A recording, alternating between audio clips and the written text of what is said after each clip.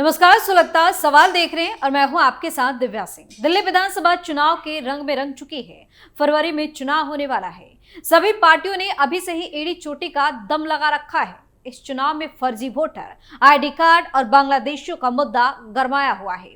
Delhi LG VK Saxena के आदेश के बाद दिल्ली पुलिस एक्टिव हो गई है और दिल्ली के कोने कोने से घुसपैठिया खोज कर निकाले जा रहे हैं। इनकी धरपकड़ के लिए रात के अंधेरे में भी ताबड़तोड़ छापेमारी हो रही है, जिससे इनके बीच भी अफरा तफरी का माहौल बना हुआ है और ये दिल्ली छोड़कर दूसरे राज्यों की तरफ भी भागने में लगे हुए हैं। वहीं उपराज्यपाल वीके सक्सेना के आदेश पर दिल्ली में चल रहे अवैध बांग्लादेशियों को पकड़ने के मामले में दिल्ली पुलिस को बड़ी सफलता भी एक के बाद एक हाथ लग रही है।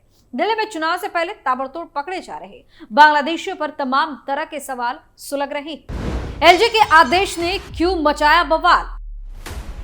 कैसे हो रहा अवैध बांग्लादेशियों पर एक्शन? पुलिस की बनाई लिस्ट से क्यों मचा हड़कंप? 16,000 संदिग्धों की किसने की पहचान? इन सवालों ने सियासी पारा हाई कर दिया है और दिल्ली चुनाव से पहले हड़कंप भी मचा दिया है। सेंट्रल दिल्ली पुलिस ने पिछले 6 दिनों में 9 बांग्लादेशी नागरिकों को हिरासत में लिया। ये गिरफ्तारियां एक बड़ी तफ्तीश के तहत की गई है, जिसमें दिल्ली में अवैध रूप से रह रहे बांग्लादेशी नागरिकों को पकड़ा गया है। पुलिस के मुताबिक 7 बांग्लादेशी नागरिकों को नबी करीम नामक होटल से पकड़ा गया। ये लोग टूरिस्ट वीजा पर भारत आए थे और फिर फर्जी दस्तावेज बनाकर रहने लगे। इसके अलावा कुछ बांग्लादेशी नागरिक डंकी रूट के जरिए भारत में दाखिल हुए थे।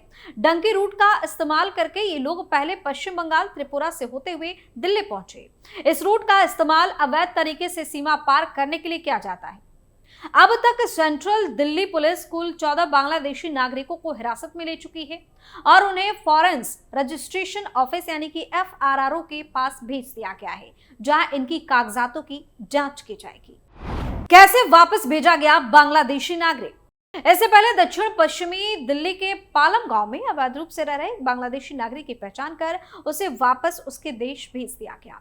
पुलिस ने बताया कि यह व्यक्ति पिछले 3 साल से इस क्षेत्र में रह रहा था। पुलिस के अनुसार बांग्लादेशी नागरिक मोहम्मद शाहिदुल इस्लाम का नाम सामने आया था।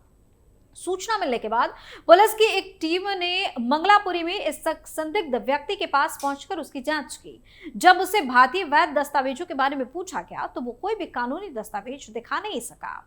उसके पास केवल बांग्लादेशी दस्तावेजों की फोटोकॉपी थी। पुलिस ने बताया कि इस्लाम ने खुद स्वीकार किया कि वो भारत में अवैध रूप से प्रवेश कर यहाँ रह रहा था। इसके बाद भारतीय पुलिस और विदेशी क्षेत्रीय पंजीकरण कार्यालय यानी कि FRRO की मदद से उसे वापस बांग्लादेश भेजा गया। इस बीच दिल्ली पुलिस ने 2024 तक बिना वैध दस्तावेजों के दिल्ली में लंबे वक्त तक रहने वाले 132 विदेशी नागरिकों को निर्वासित करने की जानकारी भी दी है। पुलिस के एक्शन से क्यों मचा बवाल? दिल्ली के सभी 15 जिलों की झुग्गियों में वर्षों से अपना ठिकाना बनाकर अवैध रूप से रहने वाले लाखों बांग्लादेशी नागरिकों को वापस अपने देश लौटना होगा। गृह मंत्रालय और उपराज्यपाल के निर्देश पर दिल्ली पुलिस ने इनकी पहचान कर वापस बांग्लादेश भेजने की कवायद तेज कर दी है। अवैध रूप से आधार कार्ड और अन्य भारतीय दस्तावेज बनवाने वाले संदिग्ध बांग्लादेशियों के सभी दस्तावेज जब्त कर पुलिस संबंधित विभागों के सहयोग से जुटी हुई है। फर्जी तरीके से आधार और अन्य भारतीय दस्तावेज बनवाने की पुष्टि होते ही उनके उक्त दस्तावेज रद्द कर दिए जाएंगे और उन्हें पकड़कर वापस बांग्लादेश भेज दिया जाएगा। 1 माह के दौरान 15 जिले की पुलिस ने 16,000 संदिग्ध बांग्लादेशियों की लिस्ट तैयार की है। इससे चरणबद्ध तरीके से पूछताछ और उनके दस्तावेजों की जांच की जा रही है। इनमें 750 संदिग्धों के बारे में पुलिस को पूरा शक है कि बांग्लादेशी हो सकते हैं। इनके पास बंगाल, असम, बिहार, झारखंड, दिल्ली, यूपी और हरियाणा के आधार और वोटर कार्ड मिले हैं। इनमें से कुछ के पास नए और कुछ के पास पुराने दस्तावेज पाए गए हैं। इन 750 संदिग्धों के आधार कार्ड के बारे में दिल्ली पुलिस ने भारतीय विशिष्ट पहचान प्राधिकरण से जानकारी मांगी है। भारतीय विशिष्ट पहचान प्राधिकरण से यह बताने को कहा गया है कि आधार कार्ड बनवाने के लिए इन्होंने क्या दस्तावेज जमा किए। दिल्ली में कहां रहते हैं बांग्लादेशी? भारतीय विशिष्ट पहचान प्राधिकरण की तरफ से भी संबंधित लोगों को जवाब तलब किया जाएगा। दिल्ली पुलिस मुख्यालय सूत्रों के मुताबिक 1 माह के दौरान अब तक 75 बांग्लादेशियों को वापस बांग्लादेश भेज दिया गया है। इनकी सूची विदेशी क्षेत्रीय पंजीकरण कार्यालय FRRO को भी भेज दी गई है। सबसे अधिक बांग्लादेशी दक्षिण, दक्षिणी पूर्वी और दक्षिण पश्चिम जिलों में पकड़े गए हैं। इन 3 जिलों में बड़ी संख्या में झुग्गी बस्ती है, जिनमें लाखों की संख्या में बांग्लादेशी रहते हैं। इनमें अधिकतर भारतीय दस्तावेज बनवा रखे हैं। पुलिस अधिकारी का कहना है कि अब बांग्लादेश से टूरिस्ट और बिजनेस वीजा पर दिल्ली आने वाले बांग्लादेशियों के बारे में भी पता लगाया जाएगा और उनकी भी जांच शुरू की जाएगी। दक्षिण जिला पुलिस ने हाल ही में ऐसे 2 गिरोह का भंडाफोड़ भी किया, जो बांग्लादेशी नागरिकों के आधार कार्ड बनवा रहे थे। गिरोह के तार बांग्लादेशी एजेंटों से भी जुड़े थे, जो बांग्लादेशी नागरिकों को सीमा पार कराने, ट्रांसपोर्टेशन के लिए तत्काल फर्जी भारतीय पहचान पत्र मुहैया कराने, दिल्ली लाने और यहां उन्हें जगह मुहैया करवाने के बाद उनकी असली आधार कार्ड बनवा रहे थे। उधर पश्चिमी दिल्ली के पालम गांव थाना पुलिस ने मंगलापुरी में रह रहे एक बांग्लादेशी को पकड़कर वापस भेज दिया। आरोपित 3 साल से भारत में अवैध रूप से रह रहा था। पुलिस इलाके में अन्य की तलाश में जांच कर रही है। दिल्ली पुलिस ने हाल ही में 2 ऐसे गिरोह का भंडाफोड़ किया, जो बांग्लादेशी नागरिकों के लिए फर्जी भारतीय पहचान पत्र बनाने का काम कर रहे थे। ये गिरोह सीमा पार में मदद करने वाले एजेंटों से जुड़े हुए थे, जो बांग्लादेश से नागरिकों को भारत लाने, आवास प्रदान करने और उनके लिए फर्जी डॉक्यूमेंट्स बनाने का काम करते थे। कैसे घुसपैठियों के बन रहे थे वोटर कार्ड। दिल्ली में अवैध बांग्लादेशी घुसपैठियों के खिलाफ पुलिस की कार्रवाई लगातार जारी है। ताजा मामले में दिल्ली पुलिस ने फर्जी वोटर और आधार कार्ड बनाने वाले गिरोह का पर्दाफाश किया है। घुसपैठियों को अवैध दस्तावेज दिलाने वाले गैंग के 11 लोगों को दबोचा गया है। इनमें फर्जी वेबसाइट, आधार कार्ड ऑपरेटर और तकनीकी विशेषज्ञ शामिल हैं। पकड़े गए आरोपितों में 6 बांग्लादेशी शामिल हैं। आरोपित फर्जी वेबसाइट के जरिए जाली पहचान पत्र बनाकर घुसपैठियों को भारत का नागरिक साबित करने में मदद करते थे। पुलिस उपायुक्त यानी कि डीसीपी दक्षिण अंकित चौहान के अनुसार आरोपियों ने फर्जी वेबसाइट के जरिए फर्जी आधार कार्ड, मतदाता पहचान पत्र और अन्य जाली दस्तावेज बनाकर बांग्लादेशी घुसपैठियों की मदद की।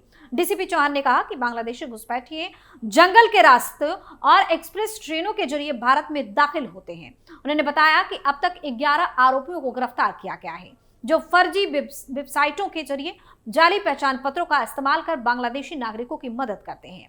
बता दें कि दिल्ली के उपराज्यपाल वीके सक्सेना ने मुख्य सचिव और पुलिस आयुक्त को राजधानी में रह रहे अवैध बांग्लादेशी घुसपैठियों की पहचान करने और उनके खिलाफ सख्त कार्रवाई करने के लिए 2 महीने का अभियान शुरू करने का निर्देश दिया है। दिल्ली पुलिस के अनुसार अब तक 1000 से ज्यादा अवैध बांग्लादेशी घुसपैठियों की पहचान की जा चुकी है। उपराज्यपाल और पुलिस के बाद अब दिल्ली के प्रमुख बाजार फेडरेशन और संगठन भी बांग्लादेशियों और रोहिंग्या घुसपैठियों की पहचान करने के लिए सामने आ रहे हैं। सीटीआई, फेस्टा, डीएमएचएमए और भारतीय उद्योग व्यापार मंडल समेत अन्य संगठनों ने बाजारों में रिक्शा चालक, कूड़ा उठाने वाले लोगों में से घुसपैठियों की पहचान कर पुलिस और एमसीडी को जानकारी देने के लिए कमर कस ली है। गौरतलब है कि बांग्लादेशियों और रोहिंग्या घुसपैठियों पर कार्रवाई को लेकर एलजी से मिले मुस्लिम समाज के प्रतिनिधि मंडल ने यह भी मांग की थी कि इनके रोजगार पर भी प्रहार किया जाए।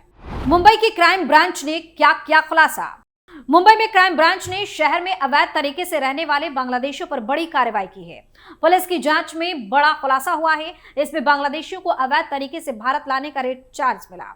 हर मार्ग के लिए अलग रेट है। महाराष्ट्र भर में एटीएस, महाराष्ट्र पुलिस और मुंबई यानी कि क्राइम ब्रांच अवैध तौर पर रहने वाले बांग्लादेशियों पर कार्रवाई कर रही है।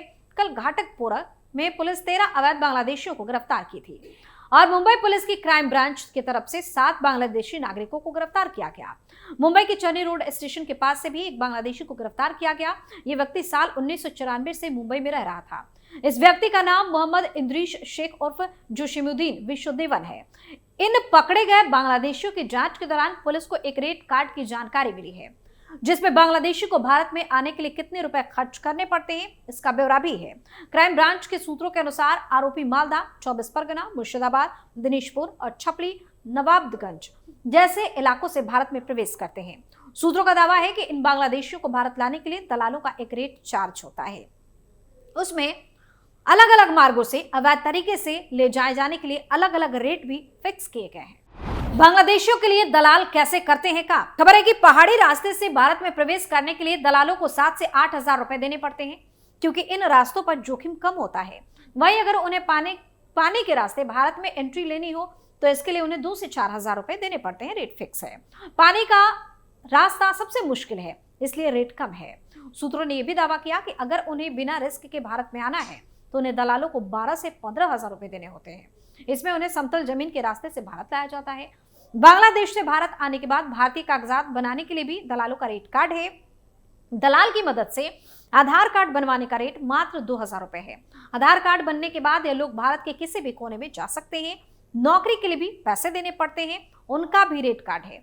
पुलिस सूत्रों के अनुसार एक आरोपी से पूछताछ में ये बात सामने आई कि पानी का रास्ता बहुत खतरनाक होता है, यहाँ मगरमच्छ, बंगाल टाइगर जैसे खतरों का सामना करना पड़ता है। कई मामलों में तो पानी के रास्ते भारत में एंट्री कर रहे अवैध बांग्लादेशियों पर अटैक भी होते हैं। आरोपी ने अपने बयान में बताया कि जब वह भारत आया था उसने दलाल को 2,000 रुपए भी दिए थे। सुलगता सवाल में फिलहाल इतना ही। देखते रहिए कैपिटल टीवी। नमस्कार।